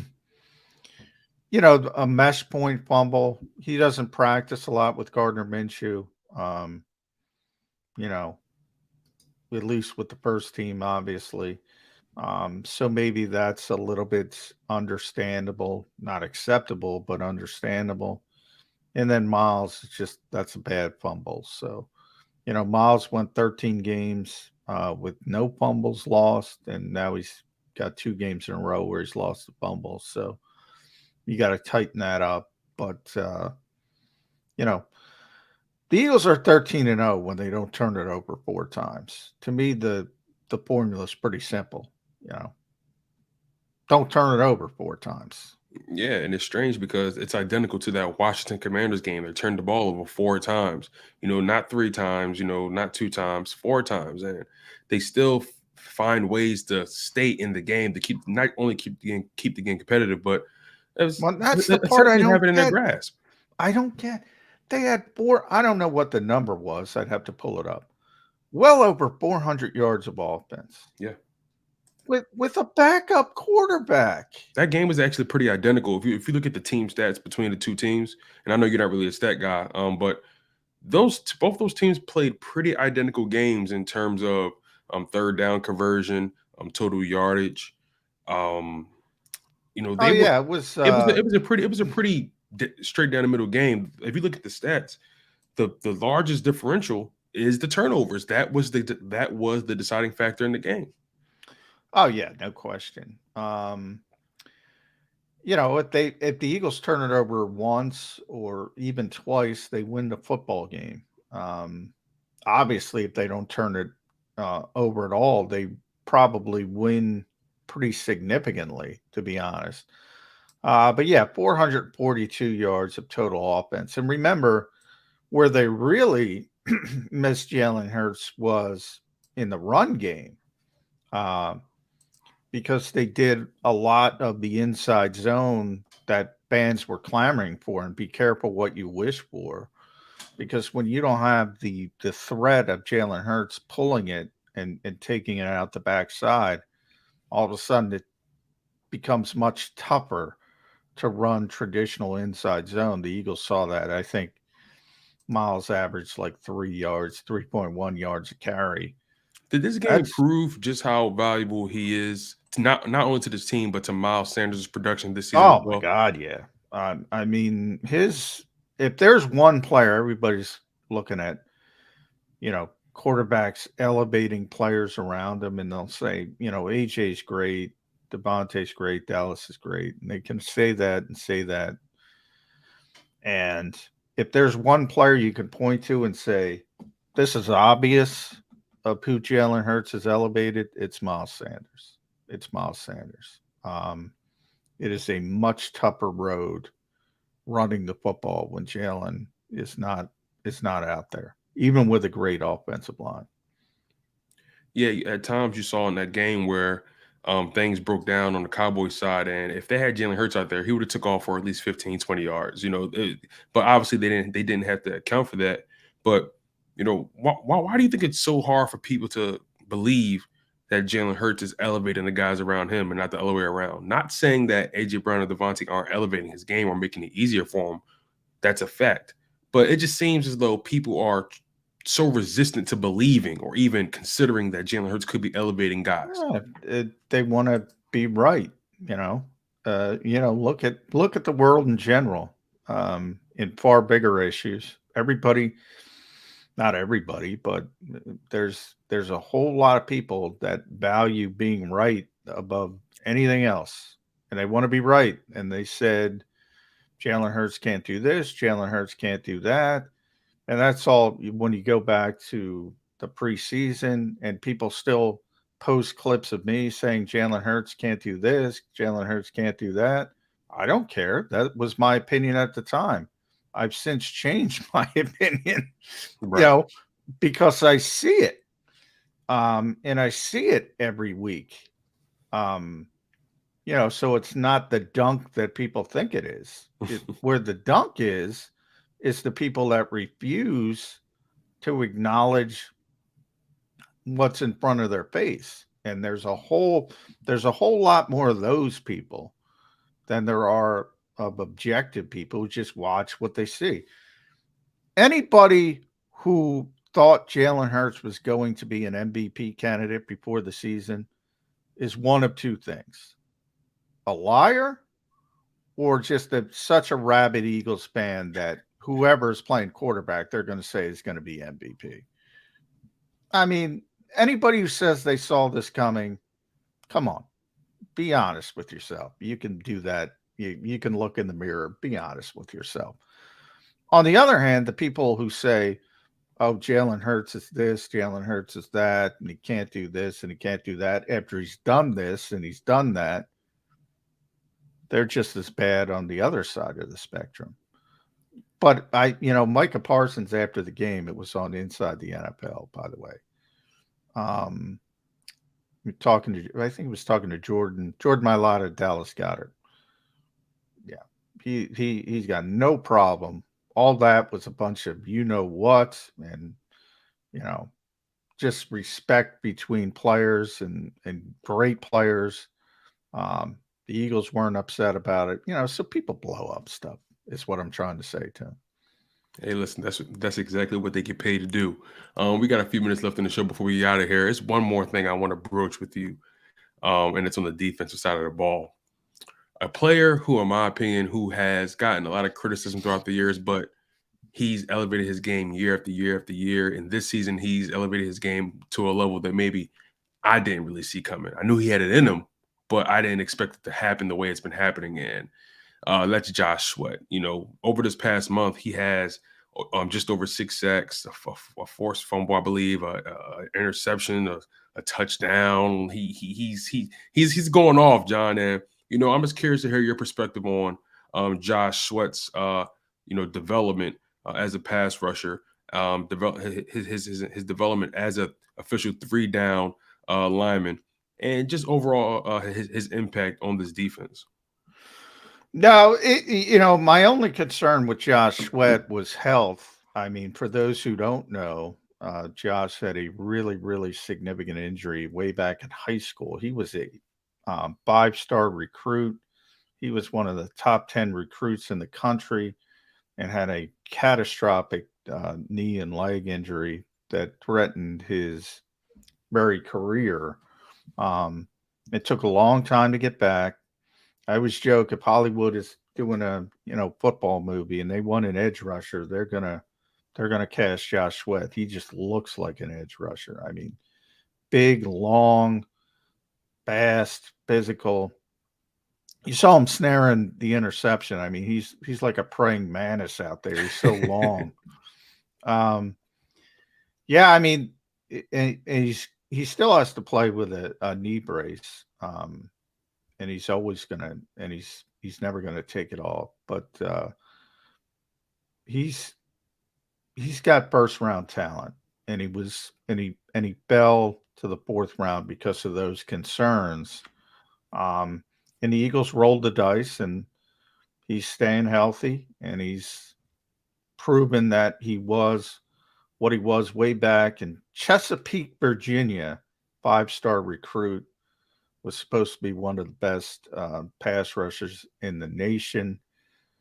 Was also, played out of position at Florida State. Just really, really talented. I think people don't realize, because all they look at is, oh, he's a 4th round pick. Well, he was a 4th round pick for a reason. And it wasn't because he was 6'5" and 265 and can rush the passer. People were concerned about long-term shelf life and things like that. Yeah, going into the playoffs, this pass rush is going to be really important. And I know they're weak right now in the DB room because of injuries. Avonte Maddox going down. We still don't know when GJ is going to come back. But, really quickly, John, speak on just how important this pass rush will be once the playoffs kick off, because it seems like this Eagles pass rush, Hassan Reddick and those boys, all those guys are beginning to hit their swing at the right time. And I'm not saying any signs of slowing down. No, I mean, it's a great pass rush, but, since people hate JG, I always bring this up. And if there was ever a game to prove it, this was the game, because 6 sacks. The Eagles got 6 sacks and the Cowboys got how many? 0. And who won the football game? So when JG says sacks are not a winning stat, he says it in good times and bad times. They're not a winning stat. There's a lot of, we talked about randomness in this show. There's a lot of randomness to sacks. You got to be playing a quarterback that is willing to give you sacks. If you're playing Tom Brady and you get 3, you're having a good day. You play Ryan Tannehill and Justin Fields and guys like that, and Dak Prescott as well, who give you an opportunity to get sacks, you'll get some sacks, but they're not a winning stat, and that breaks Philadelphia's heart. Yeah, absolutely. So, yeah, great show thus far, you guys. You guys are locked in on Birds 365. Make sure you smash that like button. Make sure you guys continue to stay engaged on the content. We appreciate you as always. John, you're going to be here tomorrow, right? I am planning on everybody's day to day, John. But trust me, don't I know it? Don't I know it? Oh man, you guys have been locked in on Birds 365. He's John McMullen. I'm your guy Tone DeShos II, filling in for Jody Mack. Keep it locked, you guys. The football playbook is next. We'll see you guys in 2 and 2. You've been listening to Birds 365, the destination for the passionate Eagles football fan who bleeds green. If it's Eagles football, we're talking about it. Debate, inside the locker room, and guests that are some of the greatest football minds from around the region. We hope you enjoyed the show. We know we had a blast. Make sure to like, comment, and subscribe, and we'll be back soon. But in the meantime, hook up with us on social media at JAKIB Sports. See you next time on Birds 365.